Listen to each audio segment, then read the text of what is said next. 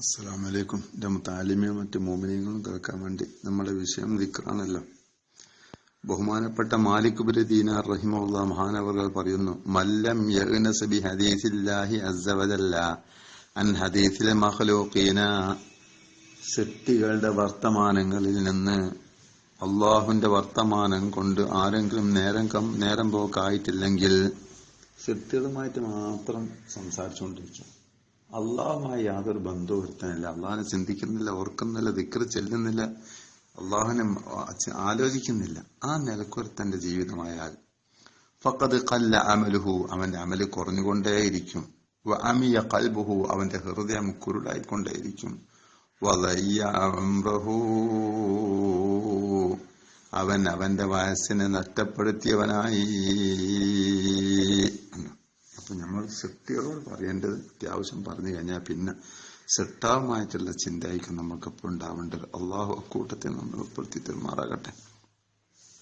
ബഹുമാനപ്പെട്ട അനസ് ബിൻ മാലിക് റളിയല്ലാഹു അൻഹു റിപ്പോർട്ട് ചെയ്യുന്ന ഹദീസിൽ കാണാം, അൻ റസൂലില്ലാഹി സ്വല്ലല്ലാഹു അലൈഹി വസല്ലം അന്നഹു ഖാൽ, മുത്തുനബി പറയാണ്, മുത്തുനബിക്ക് 10 കൊല്ലം ഖിദ്മത്ത് ചെയ്ത സ്വഹാബിയാണ് അനസ് റളിയല്ലാഹു അൻഹു. അങ്ങനെ അനസ് പറയാണ്, മുത്തുനബി പറയുന്നു, ദിക്റുല്ലാഹി അലമുൽ ഈമാൻ, അള്ളാഹുവിനെ ഓർക്കൽ എന്ന് പറയുന്നത്, നാവ് കൊണ്ട് ദിക്ർ ചെല്ലൽ എന്ന് പറയുന്നത് അത് ഈമാന്റെ ലക്ഷണമാണ്, അടയാളമാണ്. മൂമിനായ മനുഷ്യനല്ലാതെ ദിക്ർ ചെല്ലാനോ അള്ളാഹുവിനെ പറ്റി ചിന്തിക്കാനോ സാധ്യമല്ല. വബറാഅത്തും മിനൻ നിഫാഖ്, കാപ്പട്യത്തിൽ നിന്ന് ഒഴിവുമാണ്. അത് ദിക്ർ ചെല്ലുന്നവന്റെ ഹൃദയത്തിൽ നിഫാഖ് ഉണ്ടാവൂല. വൈസുനും മിനശ്ശൈത്വാൻ, അവനെ ഉപദ്രവിക്കുന്ന ശൈത്താന്റെ മുഴുവനും കോട്ടയാണ്. വഹിർസും മിനന്നാർ, നരകത്തിന് കാവലുമാണ്, മറയുമാണ് ദിക്ർ ചെല്ലൽ എന്ന് പറയുന്നത്, അല്ലാഹുവിനെ ഓർക്കൽ എന്ന് പറയുന്നത്.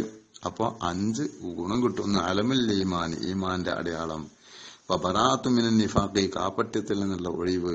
വഹിസുനും മിനശ്ശൈത്താനി, ശൈത്താനിൽ നിന്നുള്ള കാവൽ കോട്ട.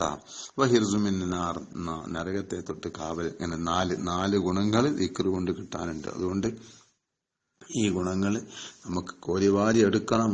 അത് ചരിത്രത്തിൽ കാണാം, താവന്റെ പാട്ടിൽ കാണാം, മറക്കുന്നതാ നിന്റെ അഹ്ല് ഔലാദൊക്കെയും, കൈവടിയുമെല്ലാം നിന്നെ റബ്ബല്ലാതെയും,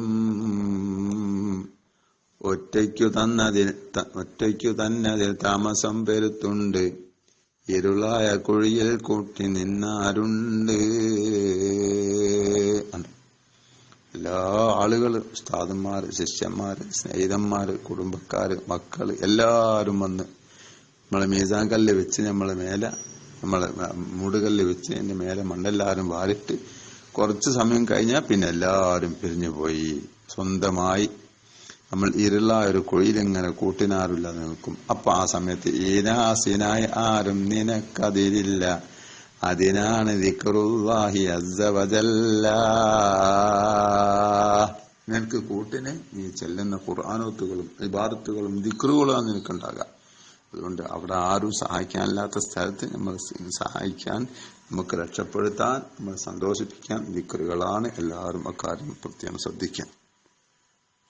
ബഹുമാനപ്പെട്ട വഹബ് ബിൻ മുനബ്ബിഹ് റളിയല്ലാഹു അൻഹു റിപ്പോർട്ട് ചെയ്യുന്ന ഹദീസിൽ കാണാം, അൻ ഇബ്നു അബ്ബാസ് റളിയല്ലാഹു അൻഹുമാ, അബ്ദുല്ലാഹ് ബിൻ അബ്ബാസ് റളിയല്ലാഹു അൻഹു തൊട്ട് റിപ്പോർട്ട് ചെയ്യുന്ന ഹദീസിൽ കാണുന്നു, ഖാല ലമ്മാ ബഅസല്ലാഹു യഹ്യ ബിൻ സക്കരിയ, അബ്ദുല്ലാഹ് ബിൻ അബ്ബാസ് റളിയല്ലാഹു അൻഹു പറയുന്നു, അല്ലാഹു സുബ്ഹാനഹു വ തആല സക്കരിയ നബിയുടെ മകനാകുന്ന യഹ്യ നബി അയച്ചപ്പോൾ എവിടേക്ക്?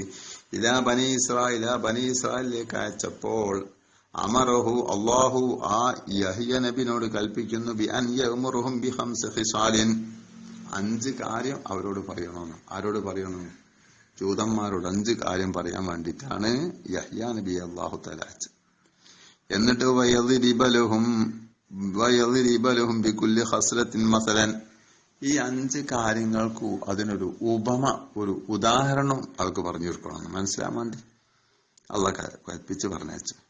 അമറുഹും, അള്ളാഹു യഹ്യ നബി അവരോട് കൽപ്പിക്കുന്നു, അൻ യഅ്ബുദുല്ലാഹ, അള്ളാഹുവിനെ മാത്രം ആരാധിക്കാൻ, വലാ യുശ്രികൂ ബിഹി ശൈഅൻ, അള്ളാഹുവിനോട് മറ്റൊരാളെയും പങ്കു ചേർക്കരുത് എന്നും പറഞ്ഞുകൊണ്ടാണ് യഹ്യ നബി അല്ലാഹു തആല അയച്ചത്. അങ്ങനെ അവിടെ പോയി പറഞ്ഞു. എന്നിട്ട് വദറബ ലഹും മസലൻ, അവർക്കൊരു ഉദാഹരണം പറഞ്ഞു കൊടുത്തു യഹ്യാ നബി. എന്നിട്ട് ഫഖാല, യഹ്യാ നബി പറയാണ്, മിസ്ലു ശിർകി കമിസ്ലി റജുലിൻ ഇസ്തറാ അബ്ദൻ മിൻ ഖാലിസി മാലിഹി. ശിർക്കിന് ഉദാഹരണങ്ങൾ കേൾക്കണം. ഒരു മനുഷ്യൻ അവന്റെ യഥാർത്ഥ പൈസയിൽ നിന്ന്, അവന്റെ കളങ്കമറ്റ, അവന്റെ ക്ലിയറായ അവന്റെ പൈസയിൽ നിന്ന് അടിമനെ വാങ്ങി. എന്നിട്ട് സുമ്മ അസ്കനഹൂദാറൻ, ആ അടിമനെ അവൻ താമസിപ്പിക്കുന്നു അവന്റെ വീട്ടിൽ. വസവ്വജഹു ജാരിയത്തല്ലഹു, എന്നിട്ട് ആ അടിമനെ വാങ്ങിയതായ ആള് അയാളുടെ ഒരു മകളെ ഈ മനുഷ്യന് കെട്ടി, ഈ അടിമക്ക് കെട്ടിച്ചു കൊടുക്കുന്നു, വിവാഹം ചെയ്തു കൊടുക്കുന്നു. വദഫഇലൈഹി മാലൻ, എന്നിട്ട് ഒരുപാട് പൈസയും കൊടുത്ത്. ആർക്ക്? ഈ അടിമക്ക്. വഅമറഹു അൻ യത്തജിറ ഫീഹി, എന്നിട്ട് ആ ഉടമ കൽപ്പിക്കുന്നു എന്താക്കാൻ? അതിൽ കച്ചവടം ചെയ്യാൻ ആ പൈസയിൽ. അപ്പൊ ഭാര്യയായി, വീടായി, ജീവിക്കാനുള്ള മാർഗ കച്ചവടമായി. ഇതൊക്കെ ആര് ഉണ്ടായി വെക്കുന്നു? ഈ വാങ്ങിയ ആള് സയ്യിദ്.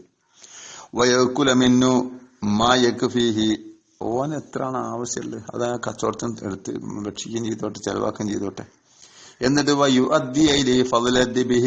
ലാഭത്തിന് ഓന്റെ ചെലവ് കഴിച്ചിട്ട് ബാക്കിയുള്ളത് ഈ വാങ്ങിയ അടിമന്റെ ഉടമയിലേക്ക് കൊടുക്കാൻ വേണ്ടിയും പറഞ്ഞു.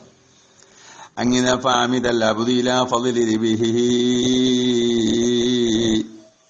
ഭാര്യനെ വിവാഹം ചെയ്തു കൊടുത്തു, ഭാര്യയാക്കി കിട്ടി, വീട് കിട്ടി, കച്ചവടം കിട്ടി. അങ്ങനെ ഈ സയ്യിദ് പറഞ്ഞ രീതിയിലല്ലാതെ ഇതിന്റെ ലാഭം എന്താക്കിയെന്നറിയോ? അവനെടുത്ത്. ആരെടുത്ത്? ഈ അടിമ എടുത്ത്. എന്നിട്ട് ആ ലാഭം ഫജാലി അതുവി സയ്യിദിഹി, ഈ അടിമനെ വാങ്ങിയ നേതാവുണ്ടല്ലോ അയാളെ ശത്രുവിന് ഈ ലാഭം ഉണ്ടാക്കിക്കൊണ്ടിരിക്കുക, കൊടുത്തോണ്ടിരിക്കുക.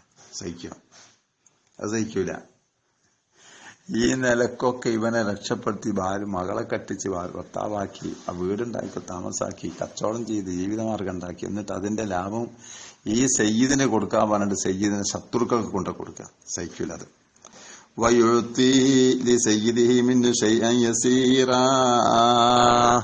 ആ സയ്യിദിനെ കൊടുക്കുന്ന എത്ര? കുറഞ്ഞ പൈസ കൊടുക്കും. എന്നിട്ട് അബ്ദുല്ലാഹ് അബ്ബാസ് യഹ്യാ നബി ചോദിക്കുന്നു, ഫഅയ്യുകും യർളാ ബിമിസ്ലി ഹാദൽ അബ്ദ്, ഇതുപോലത്തെ അടിമാർക്ക് ഉണ്ടാവാൻ ആഗ്രഹിക്കും? ഇല്ല. അതാണ് ശിർക്കിനെ അല്ലാഹു തആല പൊറുക്കൂലാന്ന് പറയാനുള്ള കാരണം. അത്രക്കും കാര്യ. അല്ലാഹു നീ കാക്കണം റഹ്മാനെ. ഇതാണ് ഉദാഹരണം പറഞ്ഞത് ശിർക്കിന്. വഅമറഹും ബിസ്വലാത്തി, നിസ്കാരം കൊണ്ട് യഹ്യാ നബി അവരോട് കൽപ്പിക്കുന്നു. വദറബ ലഹും മസലൻ, അതിന് ഉദാഹരണം ഉണ്ടായി കൊടുത്ത്. ഫഖാല, എന്നിട്ട് യഹ്യാ നബി പറയാണ്, മസലു സ്വലാത്തി, നിസ്കാരത്തിന്റെ ഉദാഹരണം കമസലി റജുലിൻ, ഒരു മനുഷ്യന്റെ ഉദാഹരണം. ഇസ്തഅദനാല മലിക്കി മിനൽ മുലൂക്കി, ഒരു രാജാവിന്റെ അടുത്ത് കടന്നു ചെല്ലാൻ വേണ്ടി എന്താക്കിയെന്നറിയാൻ അനുവാദം ചോദിച്ചു. ഫഅദീന ലഹു ഫദഖല അലി, അങ്ങനെ രാജാവ് അനുവാദം കൊടുത്ത് രാജാവിന്റെ അടുത്ത് ഇയാൾ കടന്നു തന്നെ.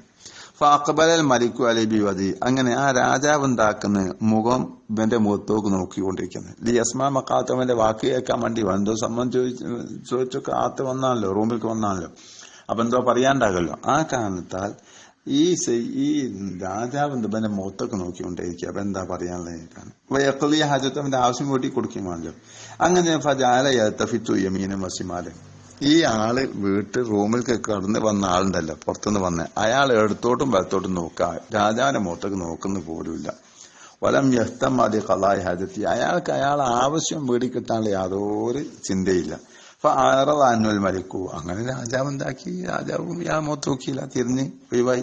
വലം യഖ്ലി ഹാജത്ത്, ആവശ്യം വീട്ടിയില്ല. ഇതാണ് നിസ്കാരത്തിന്റെ ഉദാഹരണം. അപ്പൊ നമ്മൾ അള്ളാഹുലേക്ക് മുന്നിട്ട് നിൽക്കുമ്പോൾ അള്ളാഹു നമ്മളിലേക്ക് നോക്കിക്കൊണ്ടിരിക്കാൻ നമ്മൾ മനസ്സിലാക്കണം. അപ്പൊ നമ്മൾ അള്ളാഹുലേക്ക് നോക്കിക്കൊണ്ടിരിക്കണം. അപ്പൊ ചിന്ത നിസ്കാരത്തിൽ അള്ളാഹു അല്ലാത്ത മറ്റൊരു ചിന്ത വരരുത് എന്ന ഉദ്ദേശം. അള്ളാഹു തആല ആ നിലക്കുള്ള ഇബാദത്ത് നമുക്ക് നൽകി അനുഗ്രഹിക്കുമാറാകട്ടെ. അസ്സലാമു അലൈക്കും.